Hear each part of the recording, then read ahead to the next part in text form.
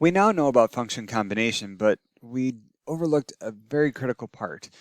Each function, remember, it has a specific domain. It has certain x values that satisfy it, right? When we combine them, we combine two functions, how does the domain change, or what is the domain, okay? So we're going to look at an example and then kind of talk about the general idea in a moment. But we have we want to find f plus g of x, where f of x is equal to that and g of x is equal to that. So if I just add them, right, I would say that this is f of x plus g of x, which is equal to 3 over x minus 3, all plus square root of x minus 1. Okay, what do I do with it? Good question. Okay, I want to think about the domain. Okay, and so here I'm going to do this as a graphical image. So okay, here's 0. Okay, and if I look at f of x, right? If I look at f of x, the domain for f is going to be all real numbers except positive 3, because otherwise I would divide by 0, right? Another way of saying this using interval notation would be negative infinity to 3 union 3 to infinity, okay? Which on my number line would look like this. I'd have a whole at 3, and then I'd have all the numbers besides that, okay? So that's the domain of f, okay? For the domain of g, okay, this one, you could solve it, and you know that for square roots, you need what is underneath the square root needs to be positive, or non-zero rather, and then if you solve it, x is greater than or equal to 1. Okay, so then in interval notation, this would be bracket 1 off to infinity. Okay, so then I'm just going to come on my number line and say, okay, well, here's 1, and for g, I need 1 and bigger. Okay, now to find the domain of the combined function when I add them, right, I would need to make sure that the values that I use, right, for a function, right, I need a valid input, and then that's really what I'm looking at. So I need a valid input, meaning that the output is defined. So in order to get a valid input or output, right, I need a valid input, so it needs to satisfy both functions.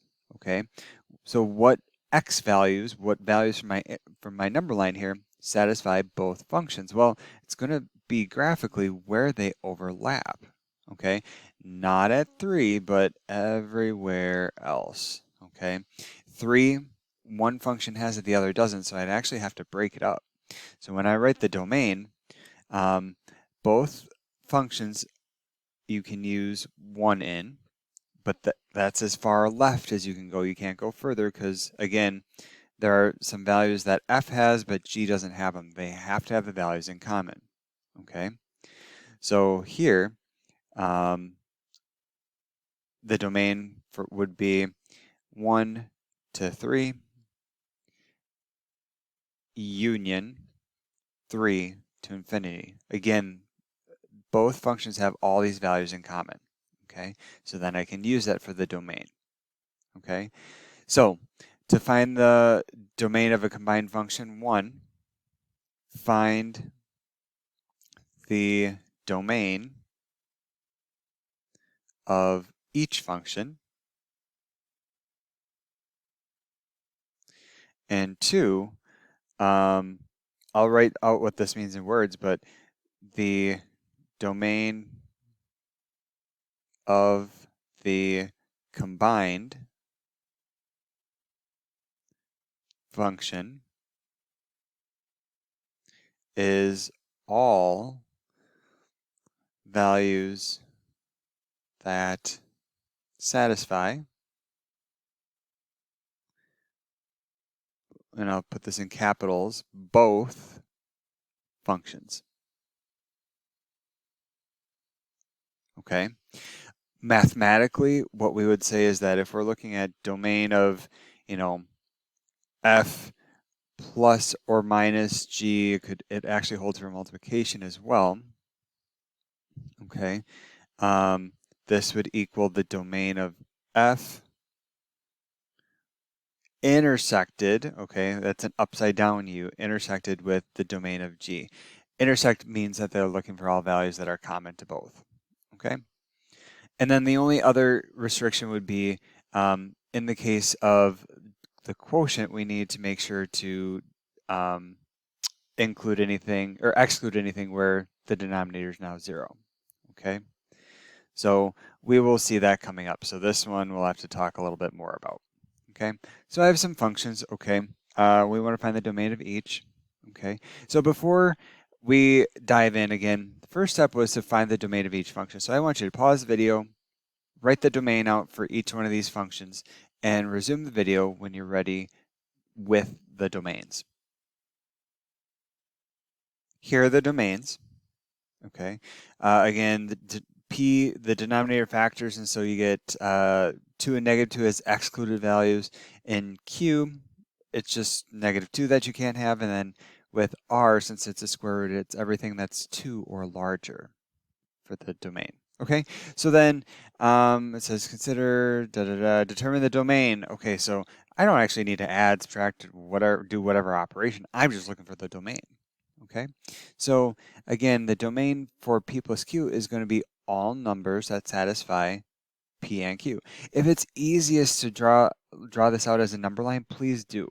Okay, just so you can visualize it. So again, P, we would have -2 and 2. We'd have holes at each of these and everything in between. And then Q would have a hole at -2, but it would have everything else.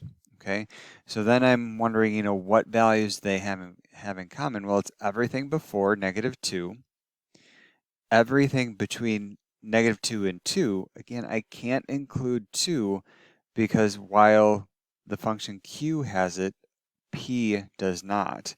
So it's not common to both, right? And then it would be everything after 2 as well they would have in common.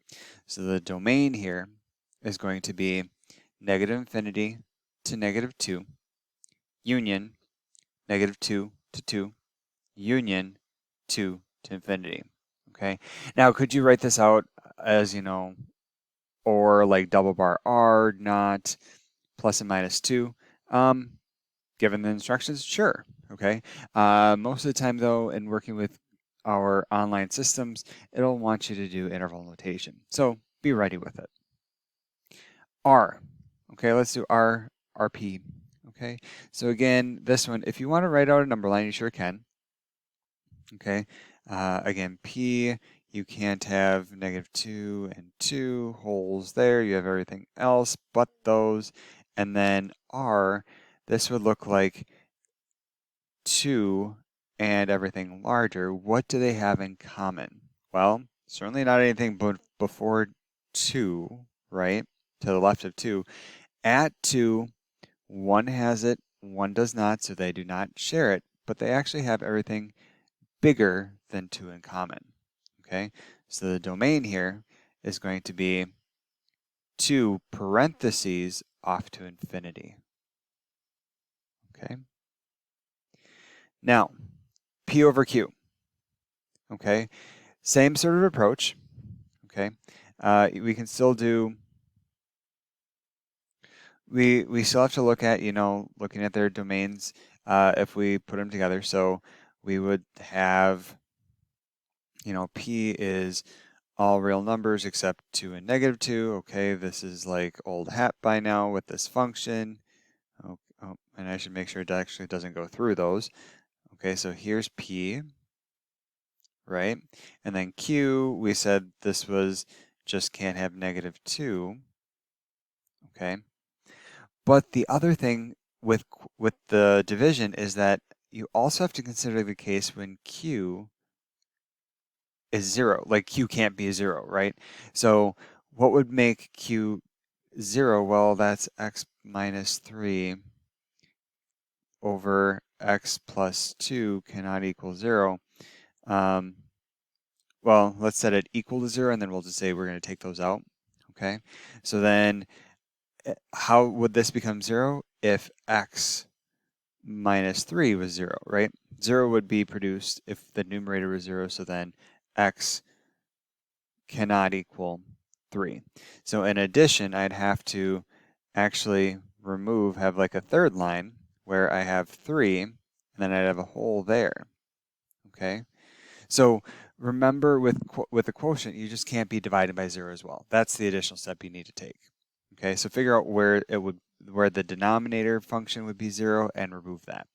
But our process is still the same. We have multiple things to consider. So what do they have in common?